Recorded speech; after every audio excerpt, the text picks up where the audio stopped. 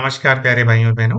हम हैं पूर्व जन्म की कहानियों के कथावाचक, past life regression expert, life and leadership coach Hitesh Chhabra.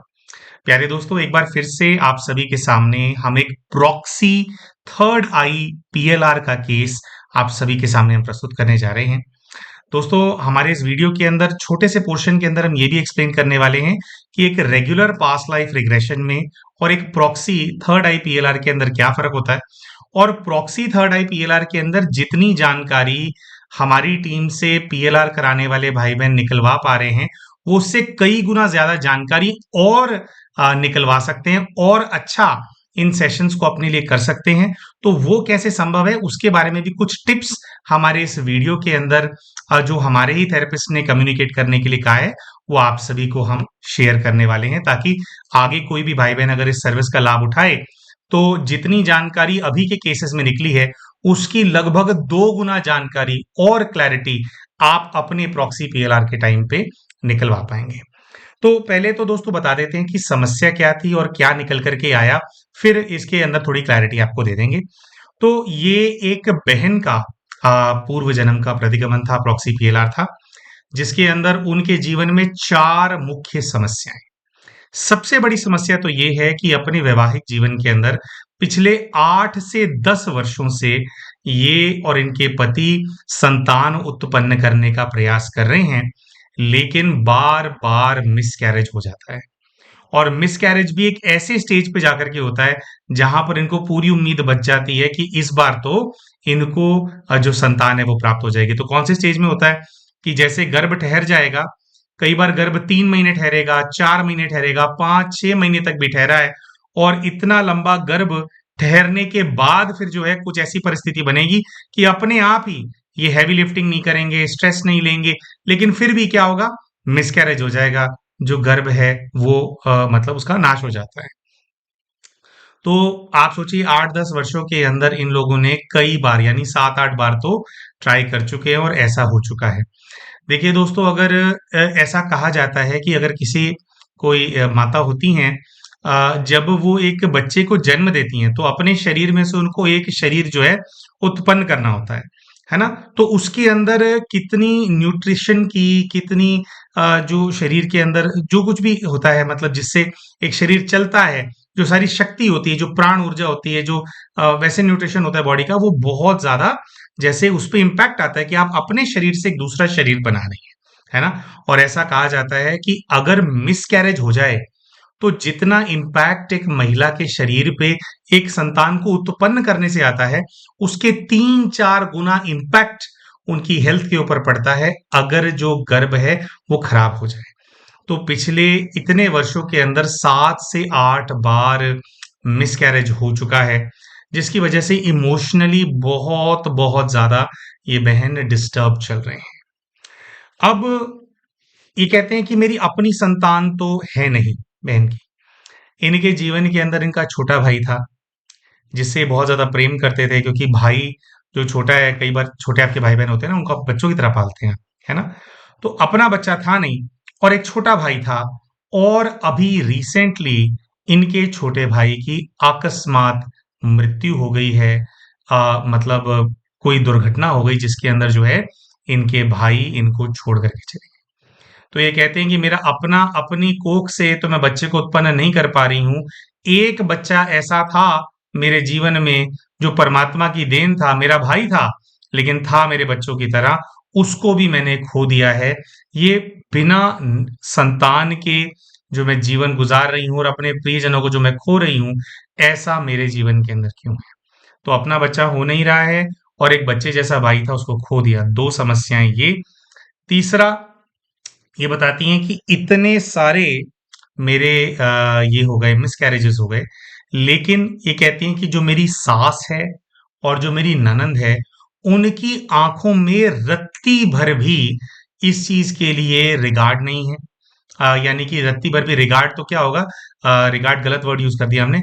बिल्कुल भी दया उनके मन में नहीं है कि मैं कितना कुछ से अपने जीवन के अंदर गुजर रही हूँ, फिर भी मेरी सास और मेरी ननंद जो है जब भी मौका मिलता है, बच्चा ना होने के कारण जो ताना है वो ताना मुझे मार देंगी और कह रहे हैं उनकी आंखों के अंदर मुझे एक अजीब सी नफरत अपने प्रति जो है वो नजर आती है। तो ये भी जानना चाहते थे कि मैं इतने दुख में गुजर रही हूँ, है ना? हमारे जिस परिवार में हम विवाह करके जाते हैं वहां पे ये एक्सपेक्टेड होता है कि भाई अगर आप इंसान दुख में होगा तो कुछ सहयोग हमारे को मिलेगा, कुछ इमोशनल सपोर्ट हमारे को मिलेगा। तो यहाँ इमोशनल सपोर्ट मिलना तो दूर की बात है, ये कहते हैं कि निरंतर मुझे नफरत भरी निगाहों से मेरी सास और मेरी ननंद देखती रहती हैं, जो कि फर्दर मुझे डिस्टर्ब करता है। और चौथी समस्या ये है, ये कहते हैं कि भैया लगता है किसी भी फील्ड के अंदर तरक्की हो जाएगी, ऐसी मुझे चांसेस नजर नहीं आ रहे हैं। क्योंकि ये कहते हैं कि जो मेरे पति हैं वो एक बहुत लंबे समय से अपना बिजनेस जो उनका वर्क है उसको सेट करने का प्रयास कर रहे हैं, लेकिन जैसे ही कुछ बिजनेस स्ट्रीमलाइन होता है तो उसके अंदर ऐसा घाटा पड़ जाता है कि वो अपने कई वर्षों की मेहनत जो है उनकी बर्बाद हो जाती है। तो कह रहे बड़े मेहनत से बड़ा संजो करके बड़े एफर्ट्स डाल करके कुछ बिल्ड करते हैं और फिर सब कुछ कोलैप्स हो जाता है, फिर एफर्ट्स डालते हैं फिर कोलैप्स हो जाता है। तो इनके जो फाइनेंसेस हैं, हालांकि ये खुद भी वर्किंग है, लेकिन जो पति हैं मेन उनकी तरफ से जो फाइनेंसेस है उसके अंदर बहुत ज्यादा डिस्टरबेंस है और ये खुद भी उतना नहीं कमा पाते हैं जितना आइडियली इनकी क्वालिफिकेशन के हिसाब से इनको कमाना चाहिए। ठीक है, तो हर तरफ से जीवन के अंदर दुख है, इसका रहस्य ये जानना चाहते थे। पति का काम नहीं चलता, सास और ननंद इतनी ज्यादा नफरत करती हैं, बेटे जैसे भाई को खो दिया है और अपना बेटा या अपनी बेटी अपनी संतान उत्पन्न हो ही नहीं रही है। तो ये जो सारे प्रश्न हैं इनके उत्तर ये अपने प्रॉक्सी पीएलआर के माध्यम से जानना चाहते थे और प्यारे भाई और बहनों अपने सभी प्रश्नों का उत्तर ये प्राप्त कर पाए। आगे क्या होगा, आगे कैसे संतान भाई उत्पन्न हो पाएगी नहीं हो पाएगी, होगी तो कैसे होगी, कैसे संतान का सुख इनको मिल पाएगा, इन सभी प्रश्नों के उत्तर अपने जो प्रॉक्सी पीएलआर है उसके माध्यम से ये बहन प्राप्त कर पाए।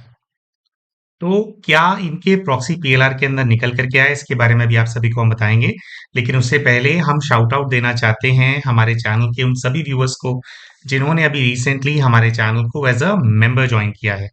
दोस्तों यूट्यूब के ऊपर इनके यूजर आईडीज हैं प्रियंका 9367, इन्होंने हमारे चैनल को हीलिंग सर्कल की जो मेंबरशिप है उसके लिए इन्होंने ऑप्ट किया है।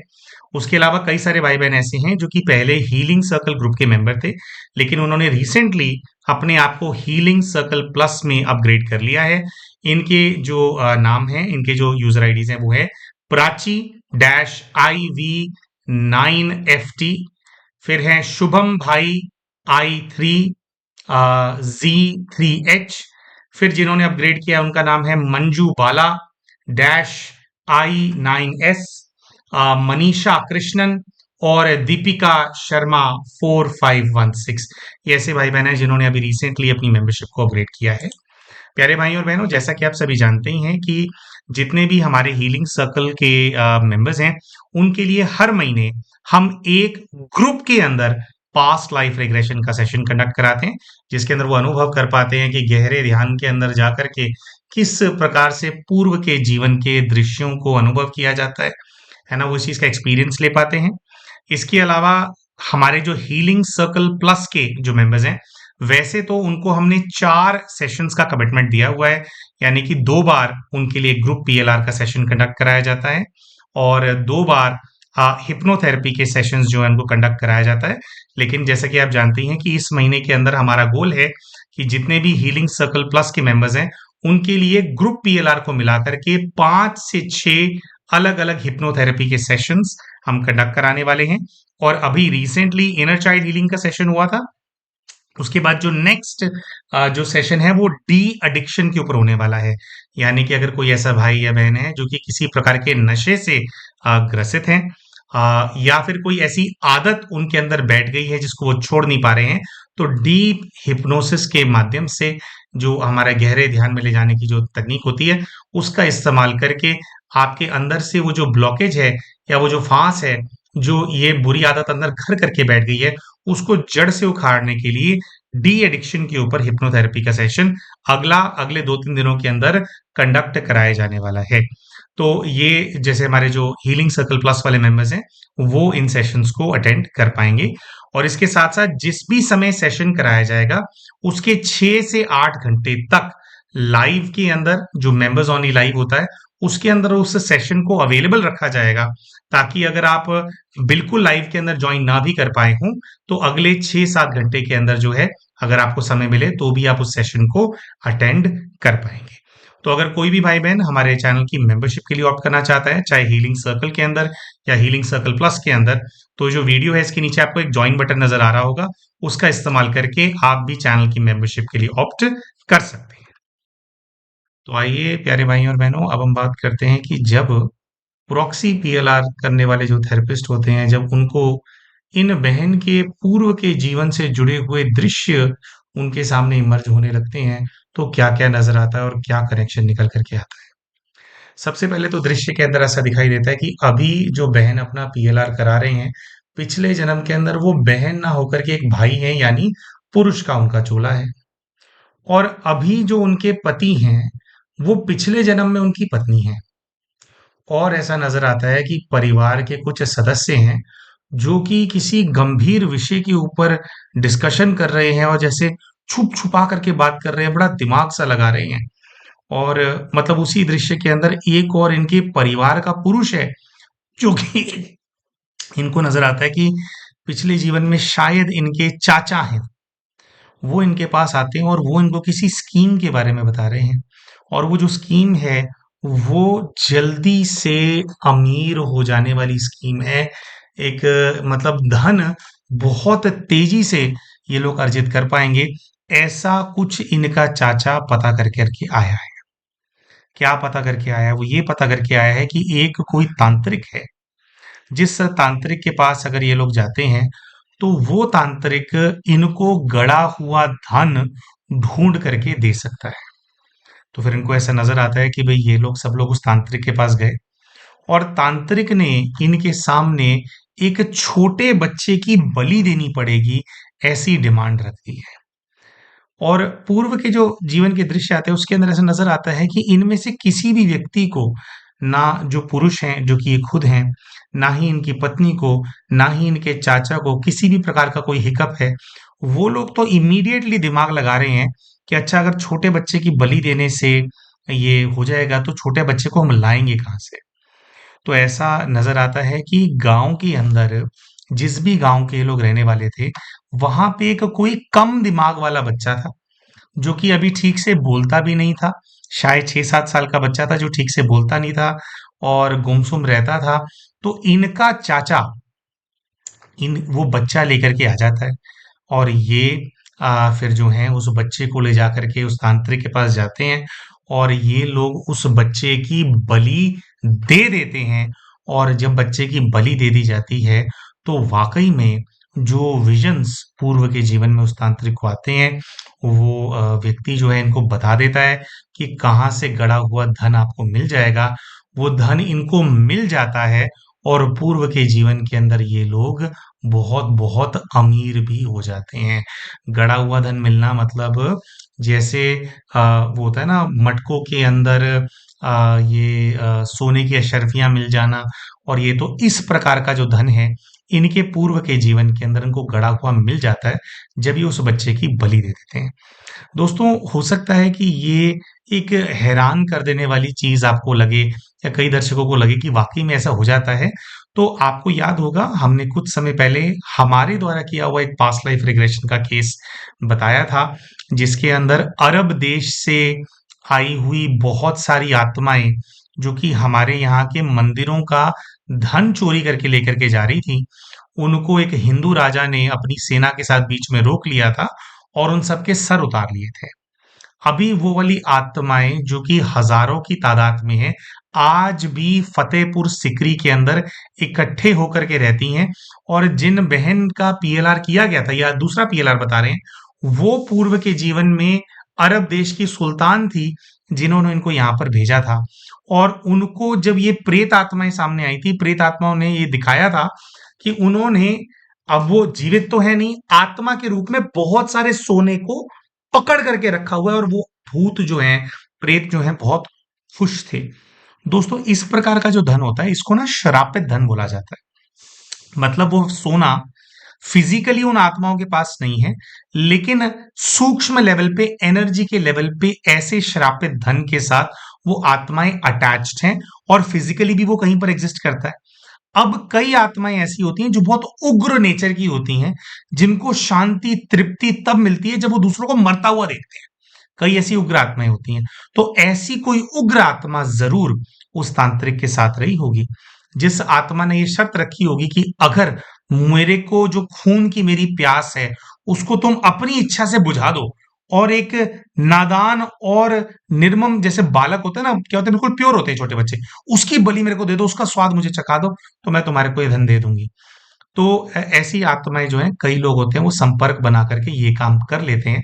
लेकिन ऐसा कर लेने से जो धन अगर किसी ने अर्जित कर भी लिया है ना, और इसको बोला जाता है कि जिन होते हैं, जिन बता देते हैं कि कहां पर धन है, लेकिन इस प्रकार की जो कपटी आत्माएं होती हैं वो इस प्रकार का घृणित कार्य लोगों से करवाती हैं, और वो जो है ना कुछ कौड़ियां जो है आपको दे देती हैं। अब ऐसे धन से अमीर होकर के भी क्या इनको मिला, क्या इन्होंने खोया, वो सब कुछ जो है आज के पीएलआर के अंदर पता लगेगा। तो पूर्व के जीवन में ये देखते हैं कि एक ऐसे कोई नादान बालक है जिसको इनका चाचा, ये खुद पुरुष है बहन पूर्व के जीवन में, और इनका जो चाचा है वो चाचा बच्चे को ले आया है, और इन सब लोगों ने मिल करके, मतलब इनके हाथ से बलि दिलवाई गई थी, इन्होंने बच्चे की बलि दे दी है, वो बच्चा मर गया। धन इनको पूर्व के जीवन में मिल गया, लेकिन इनका अभी का जीवन जो है वो पूरी तरह से बर्बाद है, इस दुख से ग्रसित है कि इनको अपनी संतान नहीं होती है।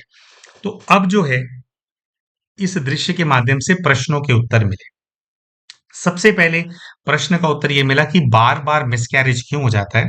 तो ये पता चला कि पूर्व के जीवन में जिस बच्चे की बलि दे दी गई थी, वो बच्चा मर गया था, तो वो अपने माता पिता से अलग हो गया। तो एक माता पिता का बच्चा जब चला जाता है, तो क्या एक माँ और क्या एक पिता के दिल पर बीतती है, कैसे वो पूरे जीवन भर घुट घुट के जीते हैं, रोते हैं अपने बच्चे के लिए, वो एहसास दिलाने के लिए वही बच्चा जिसकी बलि दी गई थी बार बार इनके गर्भ में आता है, और फिर जब डेवलप हो जाता है काफी, तो उसके बाद इनके गर्भ को छोड़ करके चला जाता है। तो वो बच्चा जो है बार बार इनको एहसास दिलाता है कि जब आप किसी का बच्चा छीन लेते हो तो कैसे होता है। तो जितनी बार भी इनका 7 बार 8 बार 9 बार जितनी बार भी मिसकैरेज हुआ है, वो एक ही आत्मा बार बार इनके गर्भ में आई है और फिर गर्भ को छोड़ करके चली गई है। तो क्योंकि उस बच्चे का वो बलि दिया गया था, तो एक प्रकार से उसका पाप इनके साथ चल रहा है। दूसरा, इन्होंने इनके जीवन में इनका छोटा भाई इनको बहुत प्रिय था, जिनकी अकाले मृत्यु हो गई है, और इनका छोटा भाई बहुत प्रयास कर रहा था इनके लिए कि इनकी उनकी जो बहन है किसी प्रकार से ये जो कॉम्प्लिकेशन में फंसी हुई है उसमें से बाहर आ जाए। तो ऐसा दिखाई दिया था कि जो इनके छोटे भाई की जिनकी मृत्यु हो गई है, अकाले मृत्यु हो गई है, वो ही पूर्व के जीवन के अंदर वो चाचा था, है ना, जिसने सजेस्ट किया था कि ऐसे हम बलि वाला काम करवा लेते हैं और बच्चे को पकड़ करके मैं ले आऊंगा। वो जो चाचा बच्चे को लेकर के आया था ना, लाने के बाद फिर वो बच्चे की बलि दी गई थी, तो पकड़ के तो वही लाया था।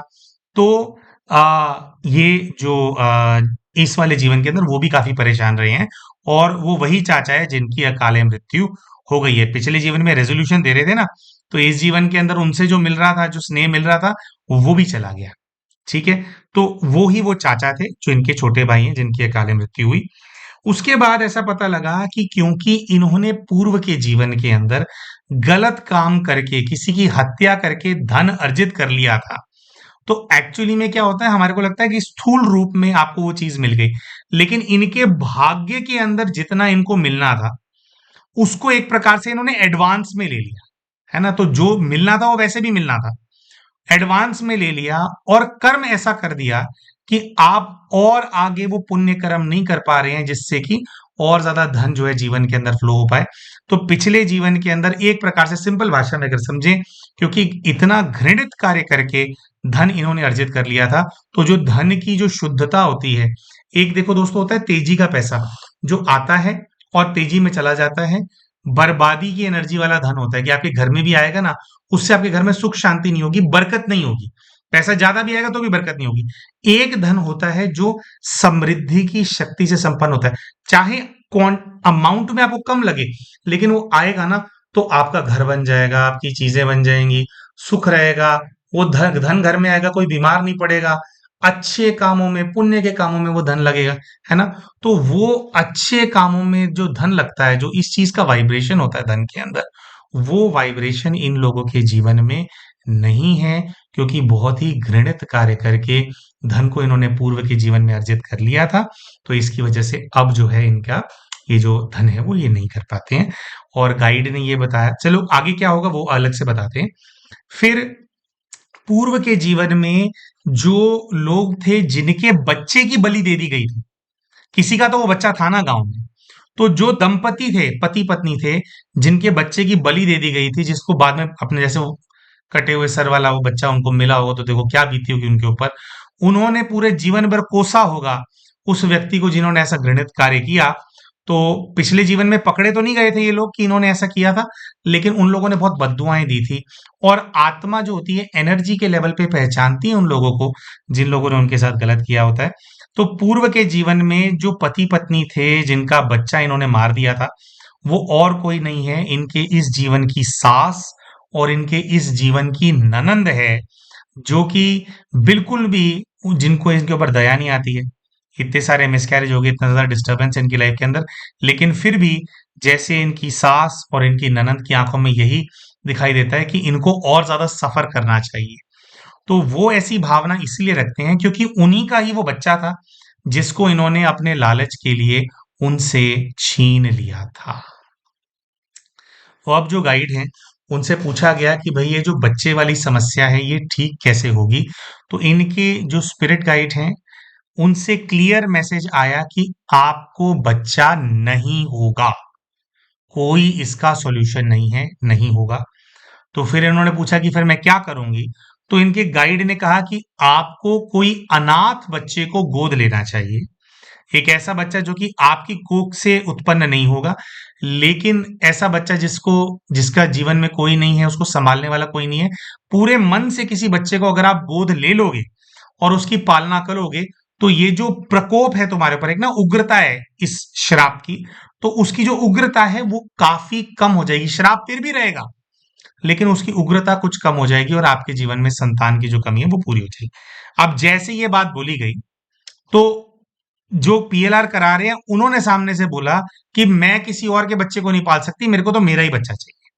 तो ऊपर से फिर से मैसेज आया कि वो नहीं हो पाएगा।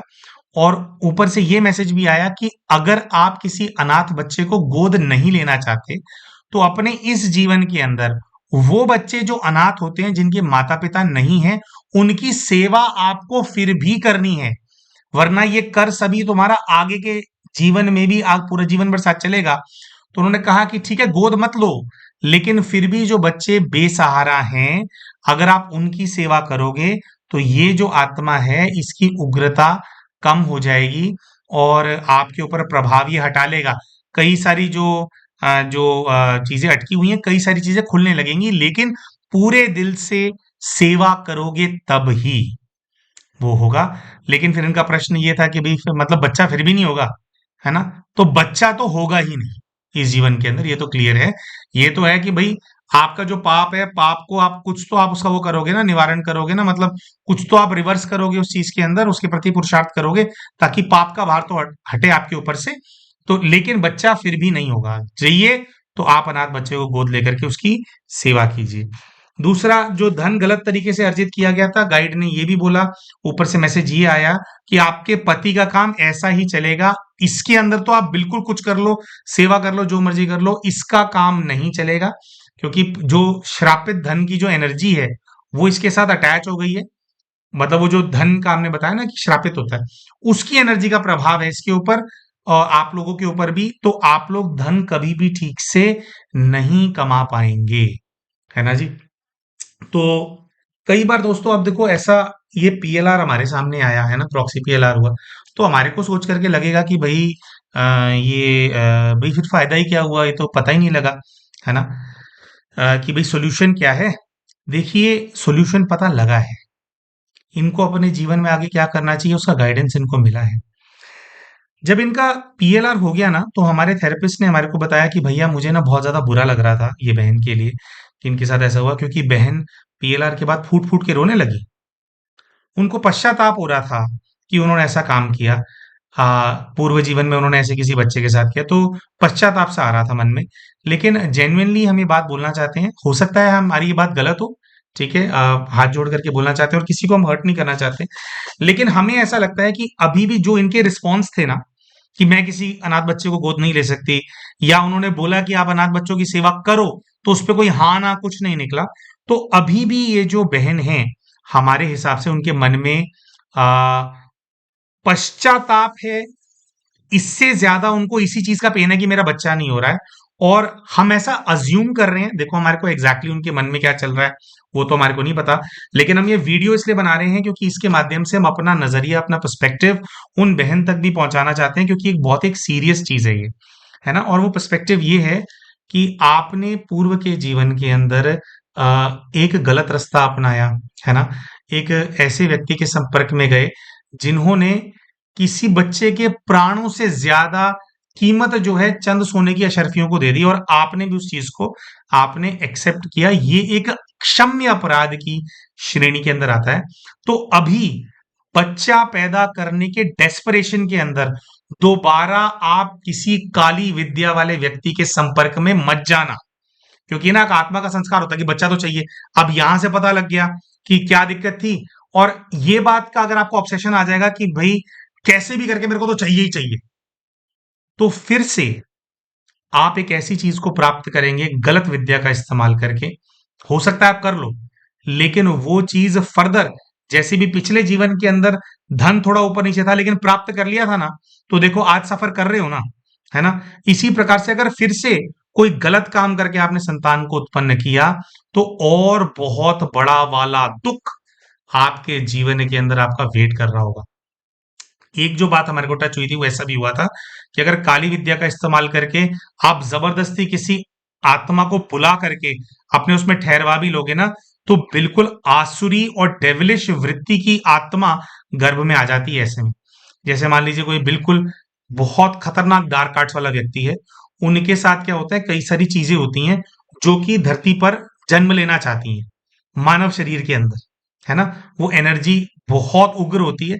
वैसे देखो प्रीवियसली तो सारी आत्माएं मानव आत्माएं होती हैं जो ऐसी बन गई होती हैं, लेकिन अपने उस पूरे कैरेक्टरिस्टिक के साथ, जैसे कोई वो ना वो होता है कि भाई सीरियल किलर पैदा हो जाते हैं, ऐसा वो हो जाता है। इस तरह की कैरेक्टरिस्टिक्स वाली कोई आत्मा अगर आप काली विद्या का इस्तेमाल करके जबरदस्ती करेंगे, तो बहुत हाई चांस है कि इस तरह की आपके गर्भ के अंदर आ जाएगी, और वो जन्म अगर ले लेगी ना, तो फिर वो जो दुख देगी वो और नेक्स्ट लेवल का होने वाला है। तो अगर संभव हो सके तो हमारा एडवाइस यही हो है कि आप अपने अंदर हिम्मत ढूंढिए, और किसी बच्चे को जिसके माता पिता नहीं है, आप उसको एक नया जीवन दान देने के प्रति अग्रसर हों। अपने लालच और अपने जो हमारे एक अंदर का एक अपना हमारा सेल्फिशनेस होता है, उसको हवा दे करके आप देख रहे हैं कि क्या आपके लाइफ के अंदर हो रहा है। कुछ पुण्य करना है मेरे को, अच्छा करना है मेरे को, अपने दर्द से ऊपर उठ करके अच्छा काम करने के बारे में सोचो, तो फिर आगे का जो जीवन है, आगे की जो एनर्जी है, आगे की जो जर्नी है, वो सॉल्व हो जाएगी। वो जो है आप कुछ अच्छा होगा फिर जीवन के अंदर। तो और ज्यादा काली विद्या का इस्तेमाल मत करना, मत करना, मत करना। ये और ज्यादा आपको अंधकार में ढकेल देगा। हाँ, ये हमारा एडवाइस है। दोस्तों, यही चीज जो है हमने अपने एक दूसरे वीडियो के अंदर भी बताई थी। कई सारे स्थान ऐसे होते हैं जहां पर निर्मम जो जीव जंतु होते हैं ना, उनकी हत्या की जाती है। यानी कि बलि दे, बकरे की बलि दे दो, इसकी बलि दे दो, तो देवी प्रसन्न हो जाएगी और ये हो जाएगा। तो हमने कई जैसे इस लोगों के ऊपर ना मतभेद हैं। तो जो लोग इस तरह की प्रैक्टिसेस के अंदर होते हैं, बोलते हैं नहीं, बलि तो देवी लेती है। देखो सीधी सी बात होती है, देवी और देवता भी जो होते हैं, उनके कई प्रकार के स्वरूप होते हैं। एक कल्याणकारी स्वरूप होते हैं उनके, एक जो है सुख शांति प्रदान करने वाले स्वरूप होते हैं, और कई सारे उग्र स्वरूप भी होते हैं। हमने पहले भी अपने वीडियो के अंदर बताया था कि ये जो ब्रह्मांड होता है ना, जब हम शक्तियों के लेवल पे बात करते हैं, ब्रह्मांड में हम बात करते हैं, तो इसमें जो शक्तियां होती हैं, शक्तियों का जो पास्ट होता है, उनका जो प्रेजेंट होता है और उनका जो फ्यूचर होता है, ये सारे स्वरूप एक ही टाइम पर एग्जिस्ट करते हैं जिस लोक के अंदर ही होते हैं ना। तो एक ही शक्ति किसी एक रूप के अंदर वो पास्ट में एग्जिस्ट की थी, अभी वो किसी रूप में एग्जिस्ट कर रही है, और भविष्य में किस रूप में वो एग्जिस्ट करेगी। सारे रूप एक ही टाइम पर एग्जिस्ट करते हैं। तो जो बुरा काम करने वाले लोग होते हैं या जिनको क्विक रिजल्ट चाहिए, तो ऐसी महान शक्तियां जो होती हैं, जो कि अगर किसी छोटे से क्षण के लिए भी उग्र रूप में आ गई थी, वो उसी स्वरूप को बिठा देते हैं वहां पर, है ना, और उस रूप के अंदर वो संहारक होते हैं। तो उनको प्यास होती है खून की, है ना। वही शक्ति सात्विक भी है किसी रूप के अंदर, लेकिन अब उनका वो जो थोड़े टाइम का जो उग्र रूप होता है, उसको जो जो लोग इस तरह की विद्या में होते हैं, उनको पता होता है कि वो वाले रूप को ट्रेस करके जो है मुझे इस मूर्ति के अंदर बिठाना है। तो ऐसे के अंदर अपना कार्य कराने के लिए उनकी, क्योंकि डेस्परेट होता है, जब उग्रता होती है तो डेस्परेशन होता है शक्ति को भी। आप अगर एक निर्मम जीव की हत्या कर रहे हो, उससे अगर आपका काम हो भी रहा है, तो हम पर्सनली ऐसा मानते हैं कि अगर हमारा कोई काम हो और अपना काम करवाने के लिए किसी की अगर गर्दन कटवानी हो ना, या किसी निर्मम जीव की हत्या अगर करवानी हो, तो हमें ऐसा काम करवाना ही नहीं है। अगर मुसीबत भी है ना जिंदगी के अंदर भाइयों और बहनों, हम ये बोलेंगे उस मुसीबत को झेल लो, लेकिन अपनी मुसीबत से छोटा किसी भी जीव के जो प्राण होते हैं उनको उससे छोटा मत समझो। ये जो चीजें होती हैं, जब हमें फटाफट, हमारे को फटाफट कराना होता है ना, जैसे क्या बुलाते हैं, देयर नो शॉर्टकट्स, लेकिन इन चीजों से कुछ शॉर्टकट आपको मिल जाते हैं लाइफ के अंदर ना। तो ये जो शॉर्टकट है ना, ये लॉन्ग टर्म के अंदर बहुत बहुत भारी पड़ते हैं। तो काम नहीं हो रहा, मत कराओ, लंबा रास्ता लो, तपस्या करो, साधना करो।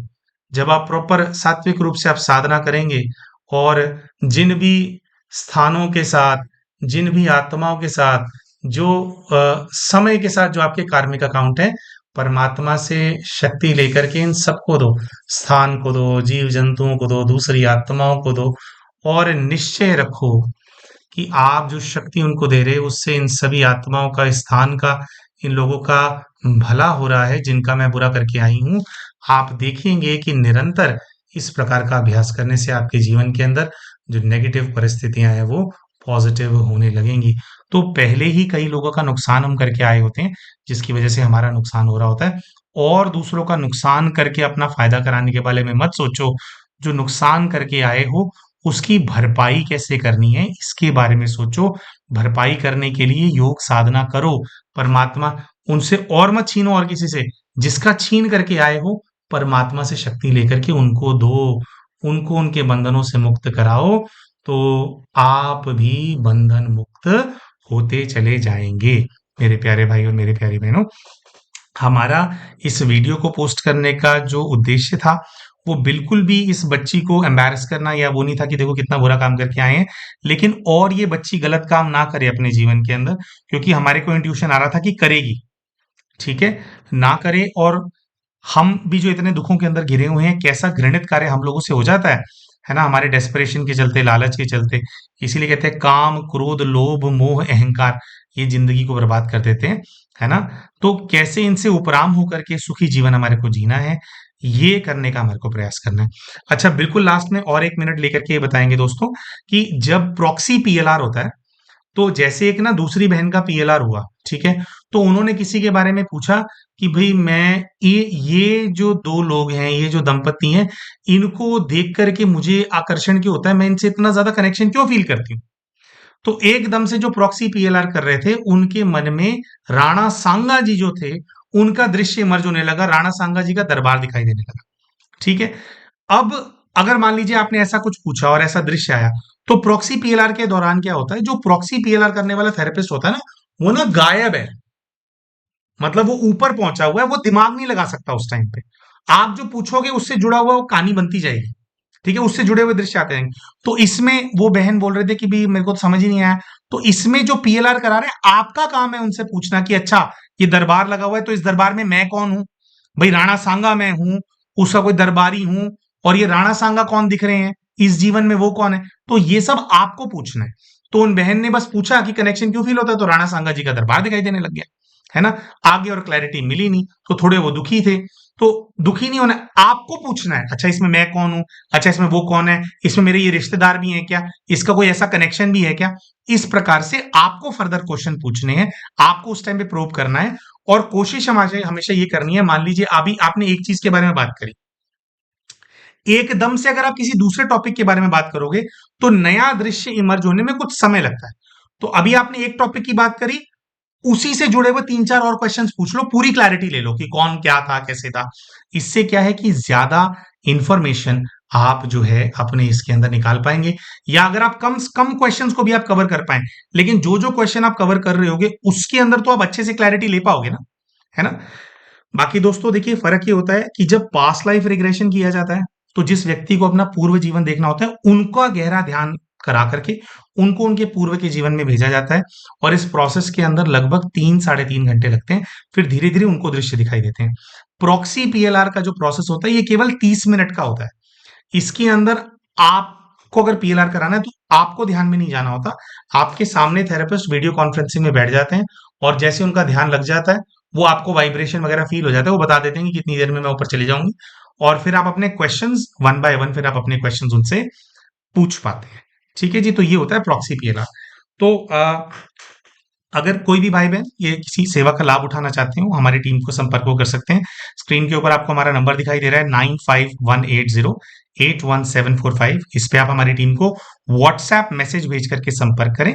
फिर हमारी जो टीम होती है कुछ ही देर में, कई बार इमीडिएटली आपको रिस्पॉन्ड नहीं कर पाते, लेकिन आप व्हाट्सएप मैसेज डालेंगे तो फिर जैसे वो आपको रिस्पॉन्ड कर देते हैं, और जो डेट एंड टाइम वगैरह आपको सेशन का आपके लिए स्केड्यूल कर देते हैं।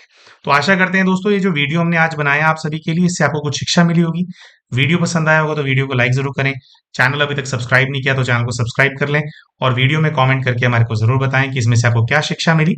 और मिलते हैं आप सभी के साथ अपने अगले वीडियो के अंदर, तब तक के लिए नमस्कार।